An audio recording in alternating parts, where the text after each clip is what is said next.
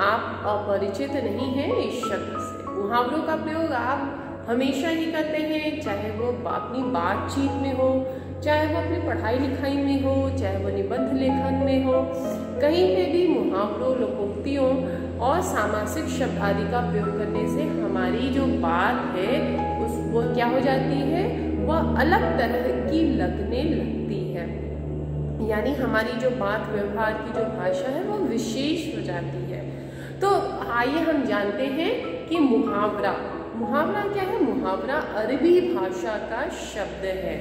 इसका जो अर्थ होता है वह प्रत्यक्ष न होकर लाक्षणिक होता है, यानी कोई और अर्थ होता है। जैसे हम कहते हैं दाल में काला होना, तो दाल में काला होना, दाल में काला होना क्या है? दाल में काला होना, दाल में कुछ कालापन नहीं है, यानी कि इसका एक लाक्षणिक अर्थ, यानी कि बात में जरूर कोई बात है, यानी संदेह की कोई बात है। ठीक, ईंट से ईंट बजाना, इसका मतलब ये नहीं है कि हम ईंट को एक हाथ में एक ईंट, दूसरे हाथ में दूसरी ईंट लेकर और उसको हम बजाना शुरू कर दें।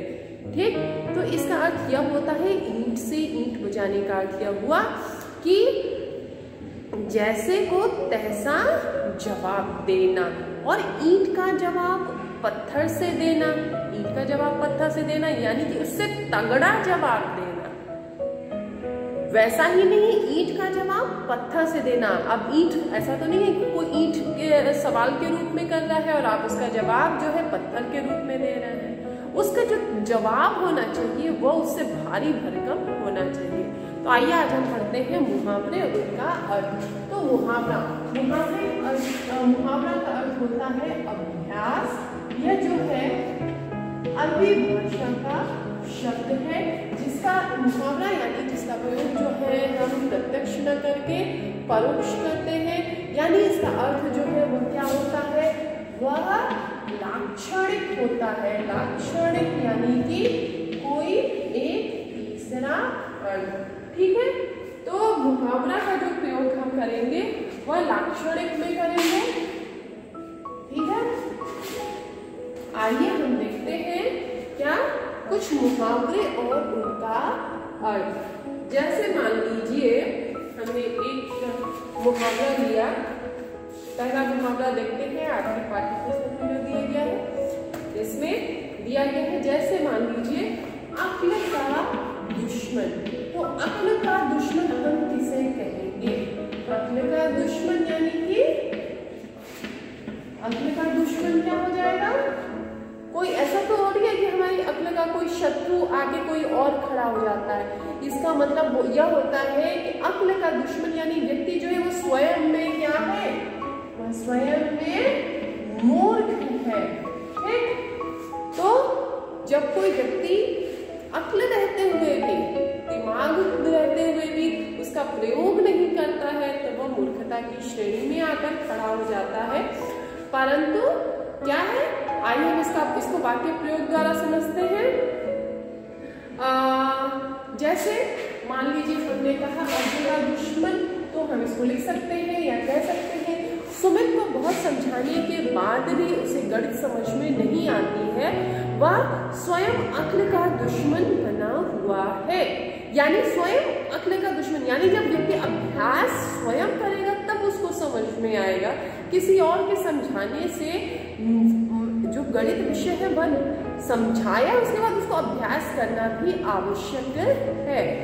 अब अध्यापक ने आपको पढ़ा दिया तो अध्यापक के पढ़ाने के बाद स्वयं भी पढ़ना आवश्यक है, तब याद होगा। ठीक, आइए दूसरा मुहावरा देखते हैं। दूसरा मुहावरा है अक्ल पर पत्थर पड़ना। अक्ल पर पत्थर पड़ना, अब इसका अर्थ क्या होगा? अक्ल पर पत्थर पड़ना, इसका अर्थ होगा कुछ समझ में न आना। न आना कुछ समझ में न आना। परीक्षा भवन में प्रश्न पत्र मिलते ही मेरी अक्ल पर पत्थर पड़ गए। यानी प्रश्न पत्र में कुछ भी समझ में नहीं आ रहा था। तीसरा मुहावरा देखते हैं।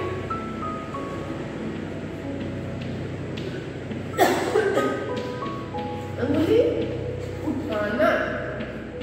अंगुली उठाना मतलब कि क्या हुआ, किसी के चरित्र या ईमानदारी पर हम क्या करते हैं, उंगली उठाते, संदेह जताते हैं। ठीक, तो यहाँ लिखेंगे चरित्र या ईमानदारी पर, चरित्र या ईमानदारी पर संदेह करना। चरित्र या ईमानदारी पर संदेह करना। इसका वाक्य प्रयोग द्वारा इससे कहीं समझाएंगे। उसने अपने 50 साल पुराने मुनीम पर क्या किया, उंगली उठाया। उसने अपने 50 साल पुराने मुनीम पर, यानी जो आदमी 50 साल से पूरी ईमानदारी से काम कर रहा था, उसकी ईमानदारी पे उंगली उठाना यानी संकेत करना, उसके चरित्र पर संदेह करना। अगला मुहावरा लिखते हैं अंग अंग ढीला होना। अंग अंग ढीला होना, इसका क्या होगा, अंग अंग ढीला होना। अब अंग अंग व्यक्ति क्या कहते हैं कि अंग अंग पूरा ढीला हो जाएगा, इसका मतलब हो जाएगा क्या, बहुत थक जाना। इसका वाक्य प्रयोग हम क्या करेंगे, दीपावली की सफाई करते करते मेरा अंग अंग ढीला हो गया। दीपावली में घर में बहुत काम होता है ना, तो मनुष्य काम करते करते क्या हो जाता है, थक जाता है। तो दीपावली की सफाई करते करते मेरा अंग अंग ढीला हो गया। दूसरा लिखते हैं मुहावरा आंखों का तारा होना। आंखों का तारा होना, आंख का तारा। अब इस मुहावरे का देखिए कहीं पे भी सीधा अर्थ नहीं है, सब क्या है, लाक्षणिक अर्थ है। तो आंख का तारा होना यानी कि बहुत प्यारा होना, बहुत प्यारा होना। अब इसका वाक्य प्रयोग, हम इस प्रकार कर सकते हैं कि रोहन अपनी माँ की आंखों का तारा है। ठीक, आइए अगला मुहावरा लिखते हैं। अगले मुहावरे में लिखते हैं आसमान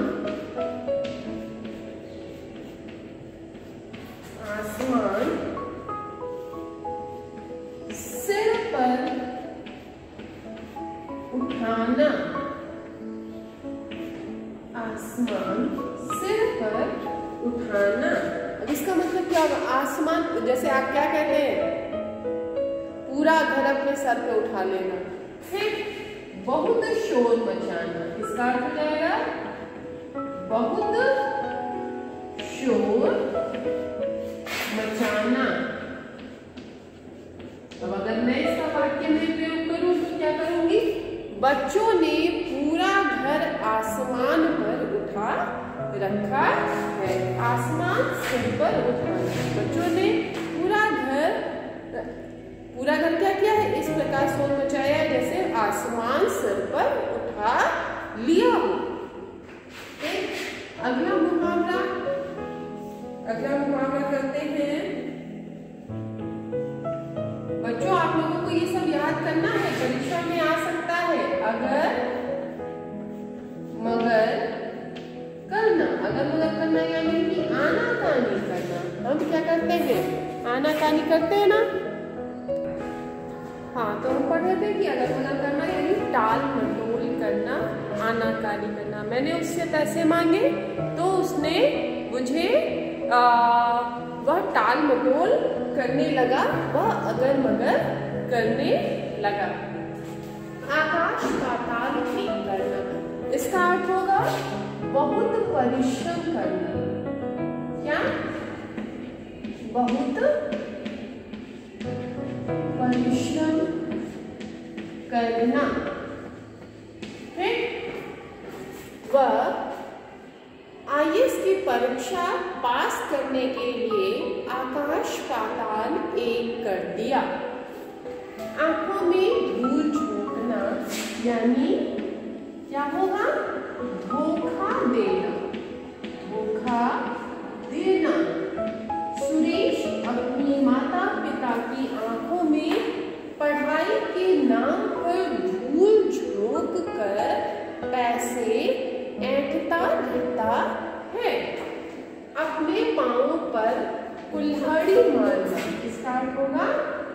अपनी हानि स्वयं करना। अपने पांव पर कुल्हाड़ी मारना। ठीक? अपनी हानि स्वयं करना। इसका क्या होगा? इसका यह होगा कि वाक्य प्रयोग कि हम अपने माता पिता की आंखों में धूल झोंककर उन्हें धोखा देकर अपने ही पांव पर कुल्हाड़ी मारते हैं। यानी अपने क्या करते हैं? अपनी हानि स्वयं करते हैं।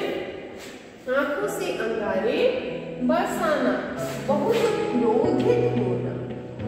बहुत क्रोधित होना।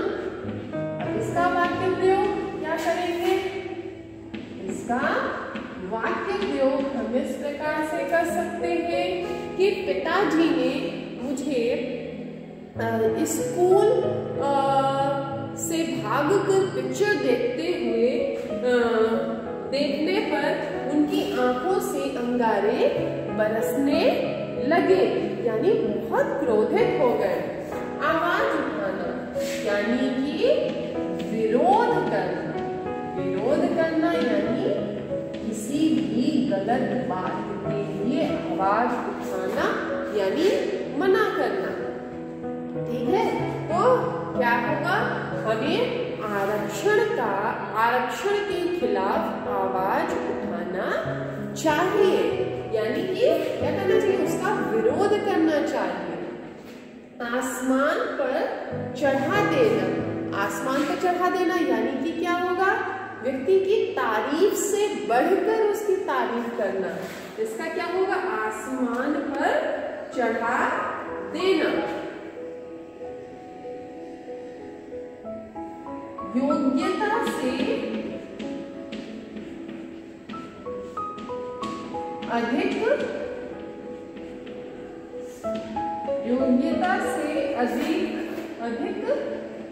तारीफ कर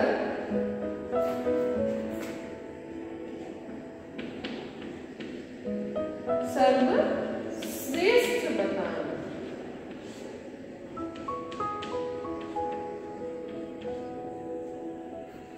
अब इसको हम कर सकते हैं कि माता पिता ने सुरेश को सर पर चढ़ा दिया है, उसे उसकी योग्यता से ज्यादा उसकी तारीफ कर के 19-20 का अंतर होना यानी कि बहुत कम अंतर होना। बहुत कम अंतर होना। बहुत कम अंतर होना यानी कि फर्क जो है बिल्कुल से क्या है? नाम मात्र का होना। नैना और उसकी नैना की माताजी से फोन पर बात करते हुए पता ही नहीं चला कि नैना बात कर रही है या उसकी माताजी। तो हम इसको इस प्रकार से कह सकते हैं, नैना और उसकी माताजी की आवाज में 19-20 का अंतर है। ठीक? तो बच्चों, इस प्रकार से आपको मुहावरों को पढ़ना और उनके अर्थ को याद करना है। आइए हम आपकी पुस्तक में दिए गए कुछ ऐसे ही अन्य मुहावरे और उनके अर्थों को पढ़ते हैं। जैसे है एड़ी चोटी का जोर लगाना, यानी कि पूरा परिश्रम करना। कमर टूटना यानी हिम्मत समाप्त हो जाना। हिम्मत समाप्त हो जाना क्या हो जाएगा? इस महंगाई में नौकरी करने वालों की हिम्मत टूट गई है। कान पर जूं तक न रेंगना क्या हो जाएगा? कुछ भी असर न होना। महेश अत्यंत जिद्दी है, उसको कितना भी समझाओ उसकी कान पर जूं भी नहीं रेंगती है। कोल्हों का बैल होना यानी कि बहुत ज्यादा मेहनती होना। इसको हम ऐसे कह सकते हैं कि रामदीन ने अपनी पुत्री को शिक्षा देने के लिए कोल्हों के बैल की तरह काम किया। रामदीन ने अपनी बच्ची को उच्च शिक्षा देने के लिए कोल्हों के बैल की तरह काम किया। फिर आइए देखते हैं कानो कान खबर न चलना। कानो कान खबर न चलना का क्या होगा? इसका होगा किसी को पता न चलना। सूरजलाल ने 3 मंजिला मकान खड़ा कर लिया और किसी को कानो कान खबर भी न पहुंची। आइए और इसके आगे एक दो और जो मुख्य जो इम्पोर्टेंट आपके मुहावरे उनको भी देख लेते हैं। जैसे है काला अक्षर भैंस बराबर यानी कि निरक्षर होना। खून खोलना जिसका अर्थ होगा जोश आना। घड़ों पानी पड़ना यानी कि लज्जित होना। घी के दिए जलाना अर्थात खुशियां मनाना। चिकना घड़ा होना कुछ भी असर न होना। चार चांद लगना सौंदर्य बढ़ाना। छक्के छुड़ाना यानी बुरी तरह हराना। फिर छाती पर सांप लौटना बहुत अधिक किसी से ईर्ष्या करना। जान पर खेलना यानी कि प्राणों को संकट में डालना। टांग अड़ाना व्यर्थ की दखल देना। डंके की चोट पर कहना सबको सुनाकर कहना। फिर है आगे दाल न गलना यानी कि सफल न होना। दिन रात एक करना निरंतर कठोर परिश्रम करना। नीचा दिखाना यानी कि किसी को अपमानित करना। 9-2-11 होना भाग जाना। बाएं हाथ का खेल होना यानी किसी कार्य का बहुत सरल होना। रंग में भंग होना आनंद में विघ्न डालना।